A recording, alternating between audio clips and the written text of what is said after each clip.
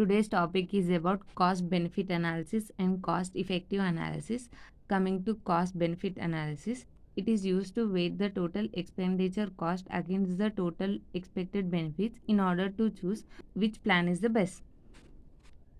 It analyzes both positive factors and the negative factors, and the action plan which has benefit by cost more than one, that the plan is selected. Coming to the principles, there must be a common unit of measurement, and that is money.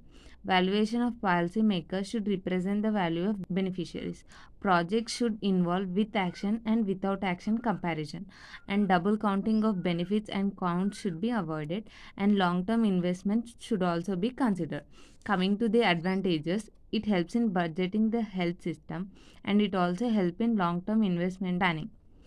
Coming to disadvantages, often difficult to express all the benefits in terms of money, and decision makers may miss the indirect benefits or costs, and lead time may often be long. Now, cost effective analysis. The cost of the program is compared with the outcome not in terms of money but in terms of reduction of morbidity and mortality. Like hospital treatment for TB patients via DOTS. DOTS is selected. Provision of safe water supply and treatment for waterborne diseases.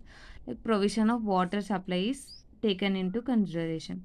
Coming to the advantages, evaluates the activity of health program, identifies the weak point in implementing the program. Disadvantages is often difficult to measure all the benefits in terms of effectiveness, and identification of benefits may be subjective.